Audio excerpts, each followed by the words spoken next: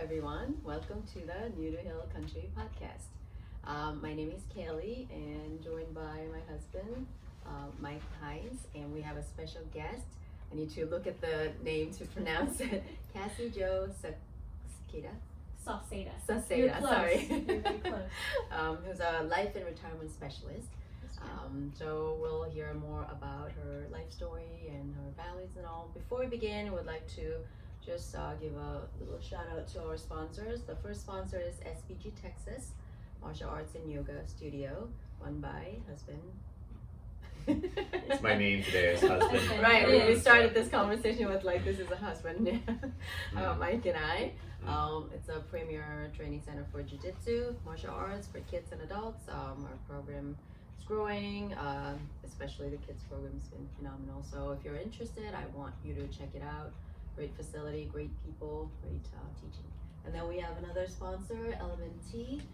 It's a electrolyte salt mix that will keep you hydrated, so you don't have to drink a gallon of water every day, especially in Texas heat. Not so much now, but in summertime, our members are all hooked and they just like keep chugging. And it's like, how much can I drink in a day? Is it okay to drink so much? So, and it tastes really good. And I'm gonna give you some samples so you can try it out. It's super wonderful. Cool.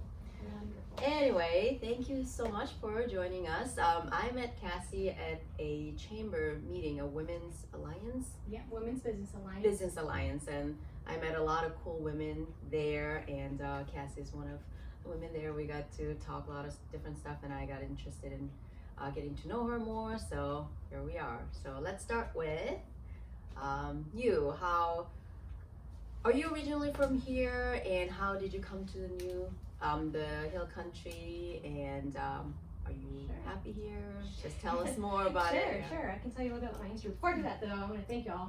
One, for just being open and being very friendly. I got that from you whenever I spoke with you at the Women's Business Alliance meeting.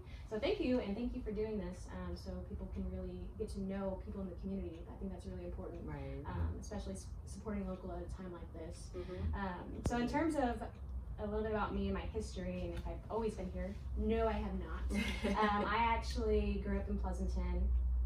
I went to school at Texas Lutheran down the street. Went there 5 years, got my master's in accounting, and then I'd always wanted to be like a forensic accountant for like the FBI. That was like my big goal. And I was like, yeah, I can do that. And then researching more into it, it was like, oh wait, I need 5 years of audit experience before I can actually even go and do that. So there I go. I'm like, all right, great. So I need to apply to be an auditor. So, got on with one of the big 4 accounting firms out of Houston. And then in the midst of doing that, I ended up actually meeting who was my first husband. Fell in love, and love took me to Alaska, and I like to say lack of love, I guess, kind of brought me back home, because I got divorced, and then came back home, and it was during that time that I kind of had my first really reassessment of, man, what do you really want to do? Because I was feeling convicted in my heart of like, man, I'm waking up every day and doing this, but I'm miserable. I'm really miserable, but I kept doing it. And I always think about like, why as humans do that? Why is it that we just sometimes just stick with the nature of what we're doing out of habit? And so whenever I came back home, it was like my life was in shatters. Like I was like, okay, how to move back in with mom and dad, who wants to do that? But whenever unfortunate circumstances arise, like you're like, man, I just got to do what I got to do to survive. And that was at that point, living with mom and dad, finding a job at that point, didn't have a car, I sold it, all that stuff. And times were really tough. And at that point, I kept thinking like, how can I use my degree that's going to make me feel a little bit more fulfilled in a way that I can help people in a purposeful way? And so from there, I was looking, and I landed upon financial planning. And so I had a buddy from TLU back when I attended there. And he had bugged me probably ever since I graduated, saying, come to Edward Jones, come, like you're gonna love it. You just need to get your husband to stop traveling so much with the military, because you need to be based somewhere. You have to have a brick and mortar. And I'm like, that's never in a million years would I do that. And then I got back home and I entertained it, applied, got the job, and that's what brought me actually to this area. And it was a privilege, really, because I thought about going back to Seguin, because I really love Texas Lutheran. I love everything that they stand for, the culture there too. And so I was like, I really want to go there. And Edward Jones was like, well, we don't have anything in Seguin. It's kind of very saturated. There's not much options there, but we do have something in New Braunfels. And I'm like, all right, I can drive about 25 minutes and go visit them or go help out when needed.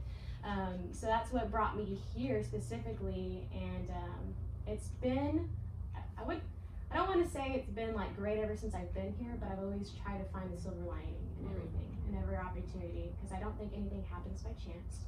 I think that, there's always a purpose behind something, and there's a reason. Whether, you entering someone's life, someone into yours, like they're there for a reason, they're going to teach you, they're going to help you, or going to teach you a lesson. And so, lo and behold, I was here probably for about 3 or 4 months before I actually met my husband. And so, I guess boyfriend at the time, that was to become a husband later on. But since then, I was building up my practice, building relationships in the community. With Edward Jones, you would have to go door to door, literally knocking on doors to build up your business. So I had to develop a lot of grit and not really wear my heart on the sleeve when people said, "What are you doing? Get out of my property," type of thing. So it was hard, but it taught me like a lot of things. But the more I was doing it, I think I recognized the longer I was there, I loved what I did when I got to do it. And it seemed like you're constantly trying to build and build, like any small business. You open your doors, people will just walk in and just say, "Hey, yeah, I need you." Like, they're not lining up at the door, especially whenever, you're at that point, I was 26, 27, looking extremely young. And when I knocked on their door, they thought I was there to sell them cookies. And I'm like, no, I'm not the Girl Scout girl. No, that's not me. So that was a struggle of like, hey, how do you, now that you are running your own business, even though it's backed by Edward Jones, like how do you make something of that? Like, in a lot of, all right, I feel like I'm a kid again, or a baby, like trying to learn how to walk. So that was really neat. But over time, it was like I was doing it, and the part that I loved the most was the relationships. I recognized that, of really just meeting with people, complete strangers, the ones who actually like said, "Yeah, sure, here's my statements. Like I'm retired and I don't know how to make income out of my money, like my 401k." And so meeting with them and just getting to know them and making it to where it was a relationship of, I'm not just your financial person. I think we ended up really talking about more of their life than their finances, really, to be honest. And it becomes a level of, they just trust you because they know who you are. They know if you're genuine or not. And then it got to the point where it's like, hey, there's this going on, like, I think you should really, take this opportunity. And they're like, yeah, great. I don't even know the details, just do it. And I'm like, I need to tell you this, like, by law, like, what's going to happen. So just to know that you can develop that much trust with people. But not only that, but it's really that you get to care about them. And then you become family.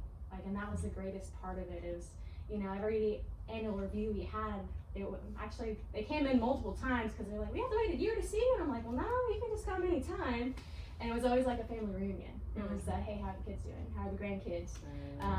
So it was a really cool culture that you're able to build whenever you have flexibility to do that. Tell me a little more about like what you do, like if anybody's interested in your service, how do they go about it? What do you do specifically? How do you help them? Yeah, so if anyone's interested, well, usually it's a phone call or a message or something, but they can find me online. I am on Facebook, I am on Instagram. I do not have a business Instagram, but I do have Facebook. I'm working on getting a website up in the process of that, to be able to be located a little bit more, to have references, product guidance on there so they know what's out there. Unfortunately, there's a lot of people in this world that will provide misinformation, or that they will just go and say, hey, this is good for you, and take advantage of people in unfortunate situations. So I like to be a resource, and I tell them that, like, look, I would love to earn your business, but before that, like, I just want to know what is it that is best for you. And if you're in something good, that's great, like, you're gonna stay there. If I can't offer you anything better or can't better your situation, then, well, I can still be your friend, but I won't be able to, do that for you.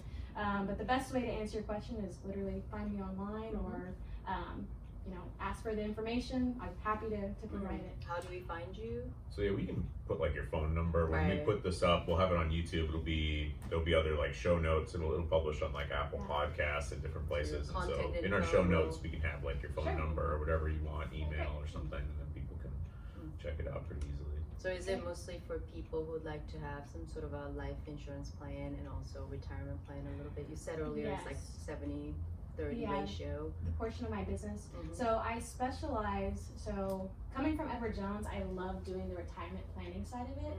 Mhm. It's a little different in that I don't work with the stocks and mutual funds, Mhm. but I do safe retirement planning. So it's literally being able to participate in the stock market, but not being impacted, especially whenever there's a decline. So I don't know if y'all follow the stock market, but thinking about like in March, whenever COVID hit, and it's like, oh my gosh, what is this? What is this thing that's out there that seems like it's, unfortunately, killing off people like at a mass amount of time. And so the stock market really took a huge hit. And in times like that, whenever let's say for example, you're 70 years old and all your money's in the stock market and stocks or mutual funds, and you don't really know like what you're in. That's the hard part. Is people like have things and they're like, well, yeah, I got stocks or I have mutual funds. Like, well, what's inside of those mutual funds? How do they work?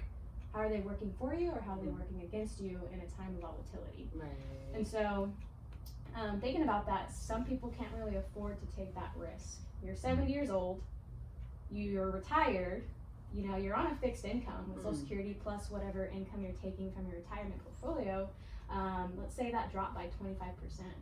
Like, you'd be in a bind, and you don't know how long it takes to recover. Fortunately, it did, but what I specialize in is taking out the guessing game and knowing like, hey, we know that you're never gonna lose, and most people can say I can't guarantee you a loss or a number.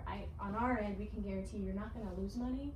And when you lose money, it's just because you're starting to take from it. That's the only loss in there. But you experience growth. It's not gonna be astronomical, like as if you owned a whole portfolio of stocks, but you still get half of whatever the stock market does. So that, and then the life insurance, everyone needs life insurance, whether you're an infant, unfortunately, because things do happen, or even if you're, let's see, the last week I helped a gentleman who was 86 years old, and by the grace of God, we got him coverage. And so really, we're really able to help people.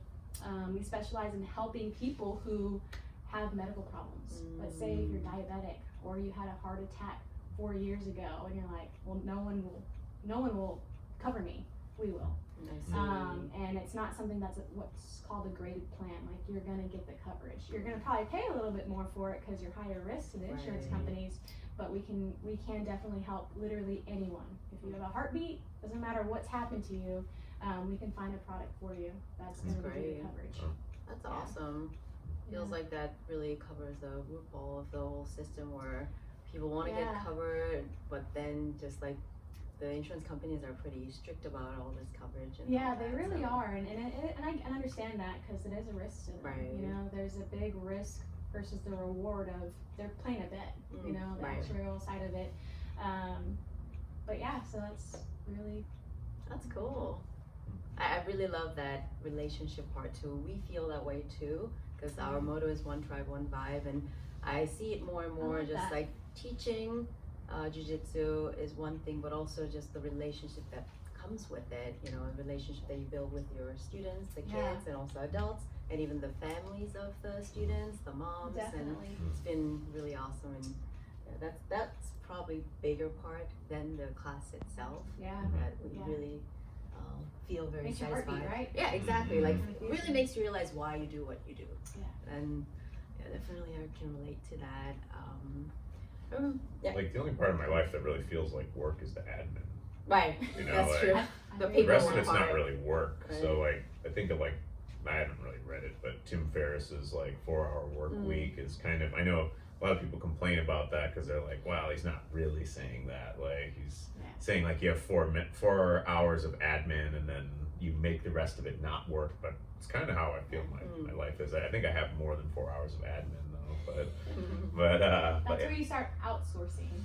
Right. That's when to outsource the things that you don't really like to do. Or That's where maybe that you can starting do. with like an endowment or Or like something having like that. like having a nice little Yeah.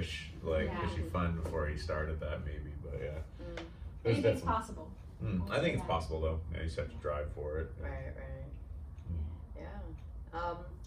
So we met at the chamber event. Are you really like actively involved in the Chamber of Commerce? Because we're new. We just joined, and then right after we joined, COVID happened. So all the things that we were planning to do, all the mixers and stuff, we just couldn't really take advantage of it. So I feel like I kind of didn't really get to know the chamber as much as I wanted to. So if you're involved, tell us a little more about it. Yes, I'm actually I'm on the board, and actually I was a part of it before we transitioned to actually join the big chamber. Oh, right. So I don't know if I had shared this with you or not, but we were before. Wow, did I forget the name of it? Or actually, I did. The Women's Chamber. Actually, we called ourselves the Women's Chamber. But once we merged with them, we couldn't use the name. I see. So it's like then we kind of reformed and became the Women's Business Alliance. Gotcha. But it's really a great resource to be able to, just as you were doing, just network and meet people, other like-minded business owners who are here in the community just wanting to support each other. And it's really neat, and what I love about the Women's Business Alliance is that, you know, we are all women, not trying to really support other women businesses, which I think is huge, especially in our community. Beyond that, though, we care about not just this generation that we are in now, but the one behind us, of giving back. And that's why whenever you're paying your membership dues, or even whenever you're coming to a luncheon, whenever we charge for a lunch, all that money, the proceeds actually go to a scholarship fund. To really just propel and build that up to say, hey, at the end of the year, we're gonna take whatever's in that fund, and it's literally, we're gonna select, you know, maybe 8-10 students based on how much funds we end up, you know, accumulating, and we give it back to them. We have a whole application process. They have to literally do recommendation letters, everything, and we have a meeting, and we'll sit there, all of us, and we'll go through it, and we'll see like, hey, this is what this person did. And it's really neat once you make those selections. We host another lunch, invite those members in with their, you know, somebody, their parents, and recognize them for their achievements, and in hopes that we get to at least help at some point with books, whatever it will cover for them, in hopes of it's going to motivate them to want to maybe come back and maybe even just have the courage and be brave enough to say, look, I want to do something here in the community, whether it's working here or even maybe becoming a female business owner. I feel like that's something we definitely could use more of. Yeah, so empowerment. How can these girls who can benefit from a scholarship, how can they do that, go about it? Is it known to many people, or? Yes and no. We usually, it's our word of mouth that we go in and put it in the schools. I see. So we have actually a specific board member who has a, like, we call it a sub chair, really, and they're the point of contact, and their sole job is to make sure they're connected with the high schools here in the area, and they provide that information to the counselors. The counselors then directly feed it to the students. Great. And then I'm sure whenever it gets closer, it probably will be on the Chamber of Commerce website, to where they can go and access that, and that'd be another resource. That was really awesome. I remember meeting Amy. I forgot her Amy full Feller. Yes. I really loved her presentation and how she just decided to have some principles in terms of kind of sponsoring and then just like helping girls. That's kind of my, my calling, and I really love that. And to think that she went and her vision was, you know what, I'm gonna do this. I'm gonna have an all-female roofing crew. Right. Like, and some people would be like, well, what is that? Are you crazy? No, like, women can do this. They can. help They each have other. the abilities. Right. You just got to build upon the knowledge. And if someone's there empowering you, giving you the tools and resources, like, man, it's all right there. It's just a matter of a vision. And she made it happen. It's awesome. I love her. She's great. It was really impressive. Yeah, it is. You say you do some volunteer work as well. Can you tell us a little more about that too? Yeah, pre-COVID. The volunteering work that I would do really was more so with seniors. I did some within our church, but to be honest, I hadn't in a while. But what I like, my bread and butter is helping people at Eden Hill. I'm not sure if you're familiar with that retirement facility. It's Some of it's at senior living, some of it's independent living. But I specifically go there and help with memory care. We call it memory cafe is what it is. So essentially anybody who struggles with memory loss, Alzheimer's, or is just needing something to really jog their mind would go there probably 2 times a month. And they have different locations for different areas, like Canyon Lake had one, New Braunfels had 2, and it'd be on different dates just to accommodate the seniors and their schedules, knowing they have doctor's appointments and whatnot. But literally go in and be able to, one, get to know them. One of the, some of the games that we play is just tossing around a volleyball and saying, hey Ed, where is your right thumb at right now? And he's like, my right thumb, and my right thumb, and it's and then having to acknowledge what color it's at. Or just being able to help that, or taking out letters. And Iris Bowden, who's the volunteer coordinator, she's phenomenal at it, will take a letter from a bucket and say, all right, it's, we're in Christmas. Name something that you like in Christmas that starts with your letter. So it's like them jogging their mind again. So that's really the majority of that. I would do some things with the Hispanic Business Alliance too, because my husband and I are involved with that. Community gardens, doing things of that nature. So, but the main one really is email. And then with COVID, I guess it's not really happening. Yeah, it's so sad. They tried doing a Zoom, but can you imagine a bunch of seniors trying to get on a Zoom? I don't know that it worked out so well, but it was really sad because you think about the people right now who really need that human connection and connectivity the most right now. And I think about that and I'm like, man, it kills me. To think they're there, no one can really come in. They can't really come out. I don't know if the rules have changed since then, but whenever I last saw Iris, I was like, can I become a pen pal, or can I drop stuff off? And at that point, they're like, no, couldn't do that, because at that point they weren't sure if you could travel through germs through your hands, and so things like that. So that's what makes it really hard. So just seeing what you can do seems pretty limited, but I'm hoping it'll change soon. But I also know that their whole goal is protecting the seniors and the staff too that are there, with them all the time. Yeah, we're hoping to see some situation turning around with New Year's, but I don't know, it's kind of sad. And also with this shot that's out. Yeah, we'll have to wait and see. Hopefully this year things will be better. Did COVID affect your business as well? Like what you're doing? Yeah. It affected me, so it did. So I left where I was at Edward Jones in August, and how that came about was I got COVID. Literally, I got COVID. But before that, I did a program. I'm not sure if y'all have heard of 75 Hard at all. Where literally there's certain things you do for 75 days. And part of it was actually Kyle mentioned that. Yes. Drinking a gallon of water. Right. Reading 30 books or something like that, and then 30 is a little too much. Is it 10? You read 10 pages a day. Oh, 10 pages a day. Right. I guess how small your books are. And then 2 exercises a day, whatever form. One has to be outdoors. Right. One can be indoors. And then taking a picture, like a progress picture every single day. And if you miss any one you have of to those, restart. Start over. Right. So you did that? I did, but I made it to 73. Okay. And then my daughter, I have a 14-year-old stepdaughter named Hadley. She ended up getting COVID through a sports camp, and she, was with us. And then about a week later, I ended up getting it, and I was like, okay. And it was right before that I was really I literally was at day 73 of my program, and it was hitting me hard. And I remember having a conversation with my dad, and I'm like, I'm 2 days away from finishing, but I feel so weak. And he's like, you better not try to do a 45-minute workout. But through that though, it impacted me and just thinking more of my habits and what I do. And I'm like, man, okay, I love what I do when I get to do it, and how often do I get to do what I like to do given the parameters and everything.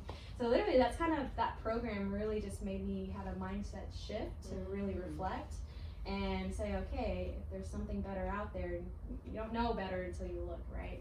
And so that's where the transition happened, and then going independent completely, and now in life insurance and safe retirement, there was an even bigger need. So whenever COVID hit and people are driven by fear. Unfortunately, they're seeing these numbers are rising and rising, and the number of seniors that are like, man, if I get this, I'm gonna pass away and I don't have life insurance. And it's called final expense life insurance. It's, usually smaller policies, anywhere from 10 to 30,000. So, and it's lead generated. So I'll go in and I'll buy leads from whatever the area is that I'm serving, which mostly is in Braunfels, Canyon Lake, and Austin area.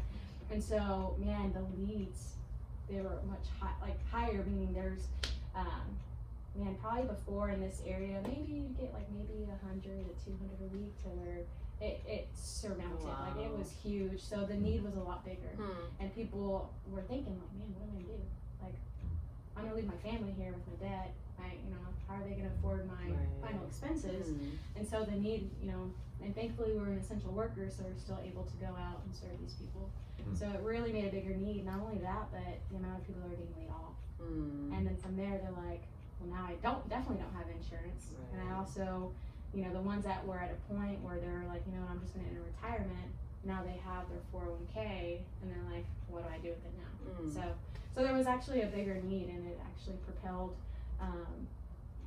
Unfortunately, it's kind of sad to say, it propelled my business in that moment of doing that. Yeah. Well, I think you can see the need arising. In these times, kind of people are more aware of our finite nature. When would be a good time to start planning for retirement? Man. Anytime, probably. That is a great question. Always kind of ask that myself. Yeah. When is a good time? Because we always feel like we're young. We're gonna be young forever, which is not true. if it doesn't matter where you're at. If you're as of 18 years old, I'd say right then and there, or even before then. Whenever I talk to Hadley, I'm like, hey, so you have an allowance now. Is there any portion of this that maybe you want to put away for savings? And she's at that point where she's like, no, not at all. And I'm like trying to instill that habit for her of the purpose behind it. It's like, man, there's so much. But now she's learning. She's like, oh, I got my nails off. That was $50. I'm gonna paint my nails instead. And I'm like, oh, really? So it's kind of nice. I'm teaching her that.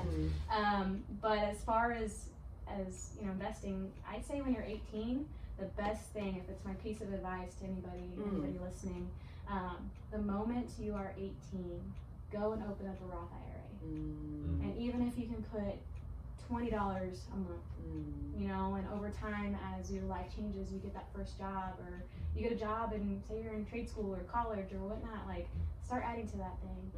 Before you know it, if you can start putting $50 a month away at that age, you're gonna be a millionaire by the time you're senior. You're gonna be a millionaire.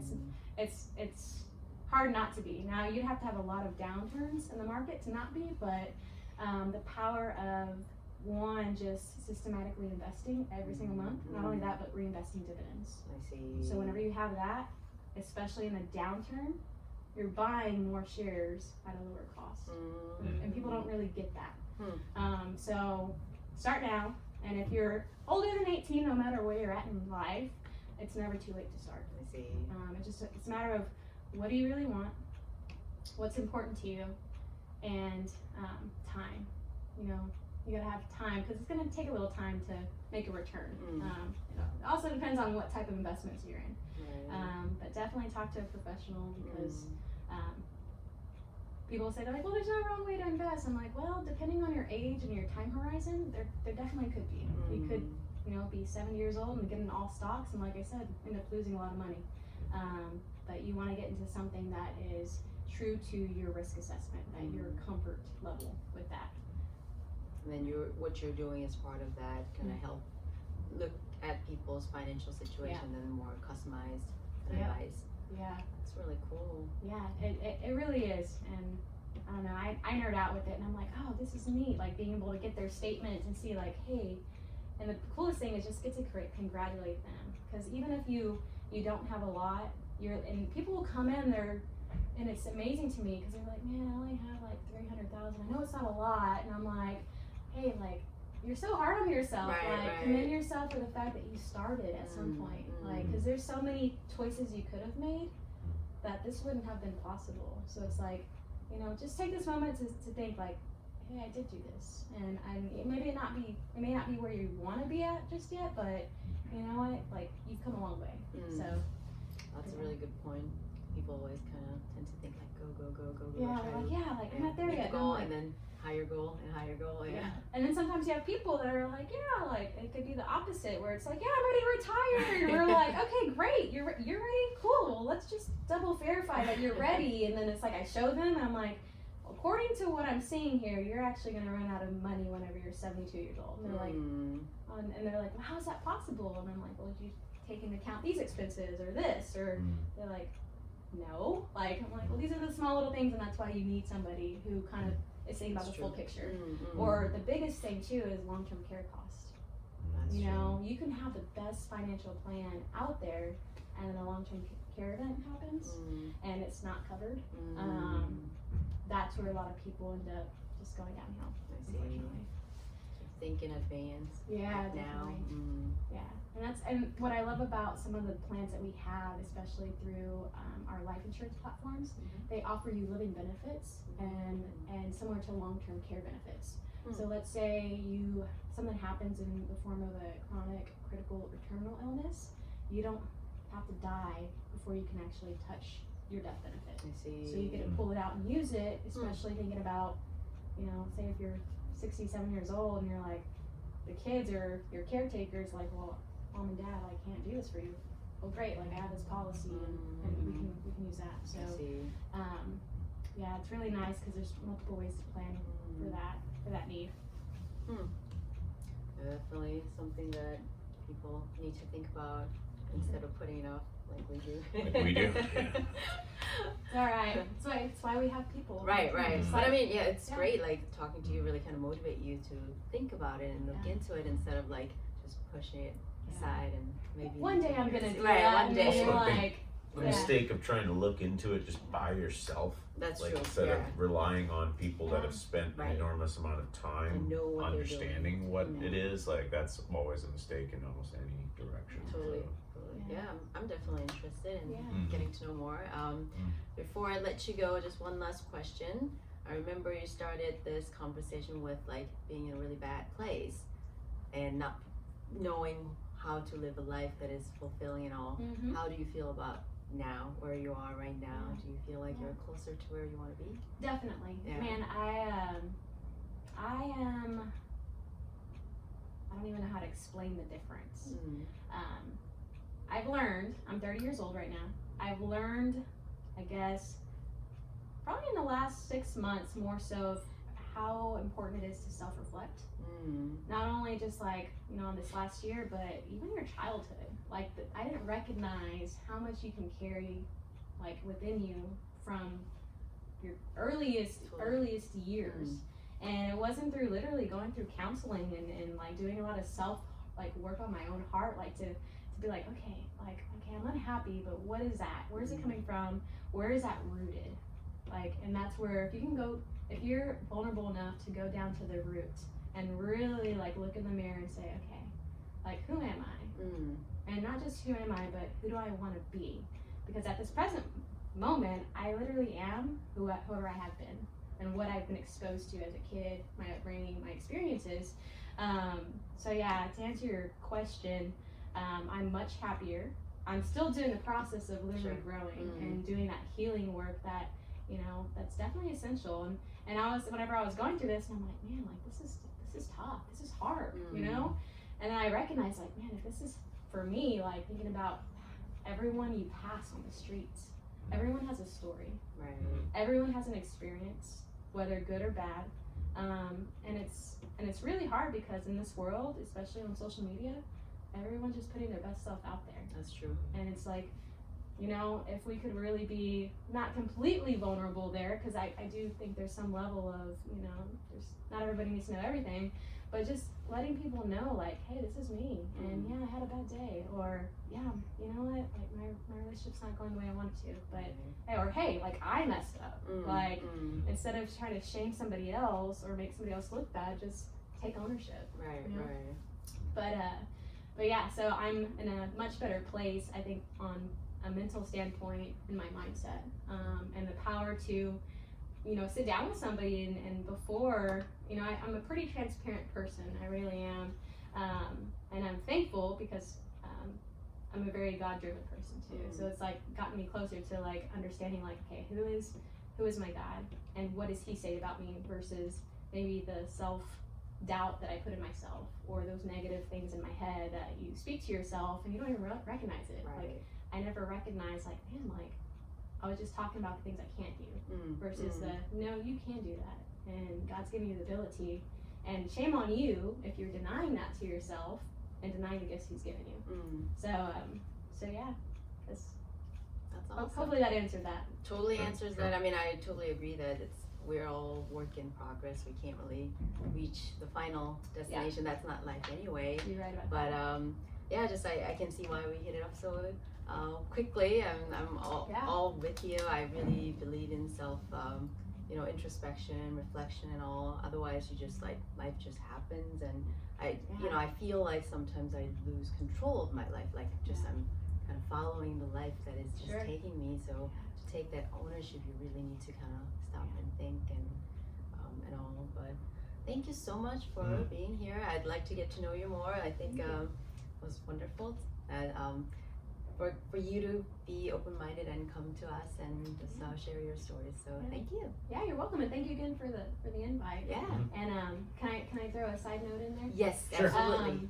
Y'all should definitely come to the facility. Actually, come and see for yourself. Man, it's really neat. And when you walk through this door, it's I don't know how to describe it, but you can see a lot of the hard work and the vision that was put into it to make it very unique and warm here. So if you have kids, if you want to know more about, is it karate? Jiu-jitsu. Yeah, but just Jiu-jitsu. martial arts. Martial arts in general. Sorry, That's all right. It's all good. I've been watching Cobra Kai on Netflix. Yeah, so I we don't know need how to much check that I out, know yeah. about this, but yeah, definitely come and check it out and see what they have to offer. Yeah, we really appreciate that. Thank you. You're welcome. Thank you very much. Come to SPG, Texas. Yes. Thank you. That was awesome. Great. Love the story. Yeah, thank y'all. Yeah. Are these all kiddos?